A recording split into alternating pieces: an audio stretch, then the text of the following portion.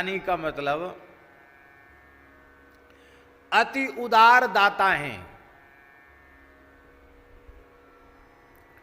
देते समय यह भी विचार नहीं करते कि कहीं देने से हम ही संकट में न पड़ जाएं। मांगा तो दे दिया।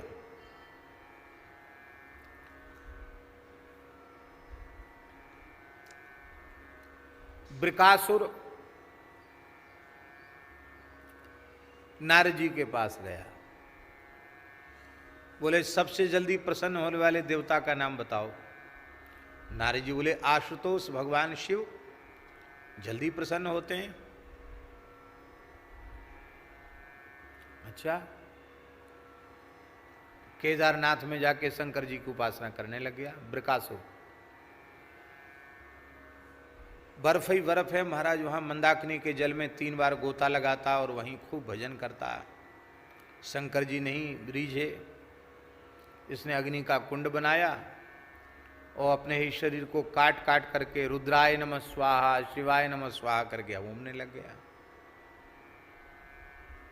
एक दिन सोचा थोड़ा थोड़ा क्या सिर ही काट के चढ़ा दें। जैसी सिर पर खड्ग उठाया शंकर जी प्रकट हो गए, हाथ पकड़ लिया। अरे भाई हम तो 1 लोटा जल से बिल्व पत्र और अक्षत से ही रीझ जाते हैं, धतूर के और मदार के पुष्प से ही रीझ जाते हैं, और तुम इतना श्रम क्यों कर रहे हो, बोलो क्या चाहिए।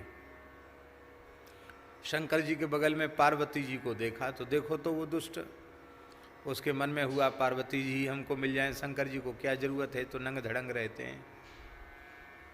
तो बड़ा बुद्धिमान था, अपनी बुद्धि तो उसने पूरी लगाई। बोले महाराज जिसके सिर पे हाथ धरें वो भस्म हो जाए। तो ऐसे ओढ़र दानी हैं। बोले एवमस्तु, और जैसी एवमस्तु कहा तो भगवान शिव के पीछे पड़ गया।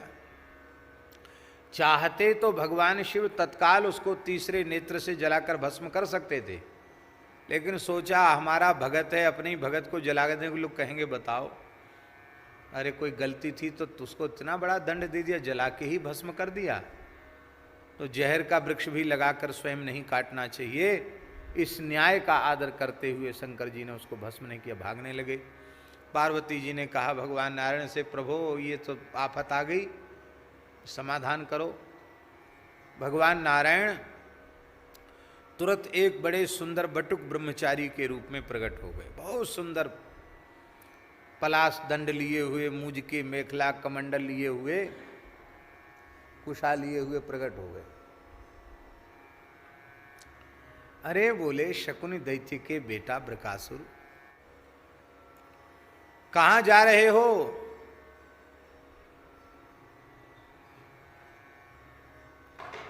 अरे किसके पीछे दौड़ रहे हो?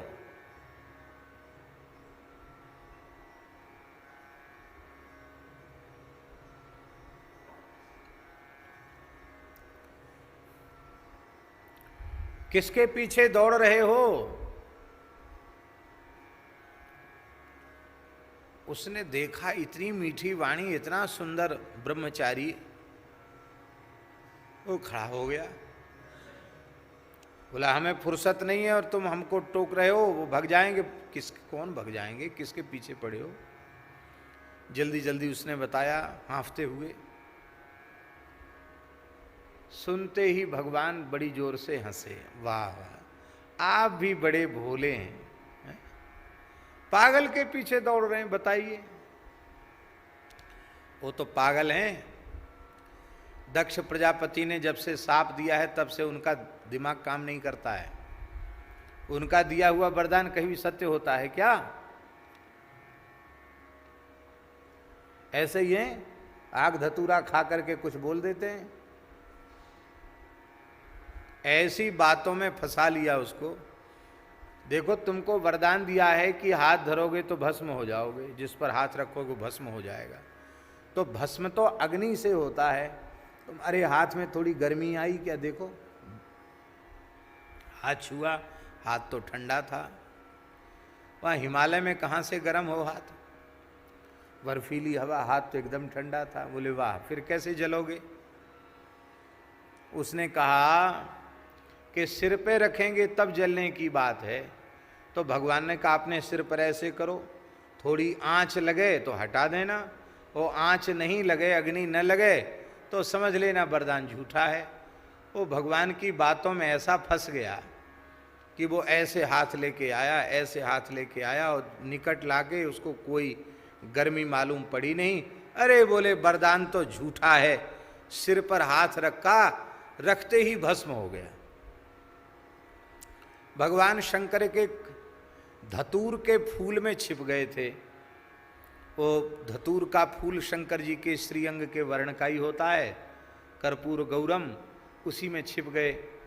भगवान बोले अब तो निकल आओ, तब उसमें से बाहर निकले।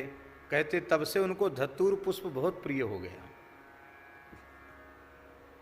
शास्त्रों में तो लिखा है लाखों नील कमल चढ़ाओ, उससे जितनी प्रसन्नता नहीं होती उतनी प्रसन्नता एक धतूर पुष्प से भगवान शिव को हो जाती।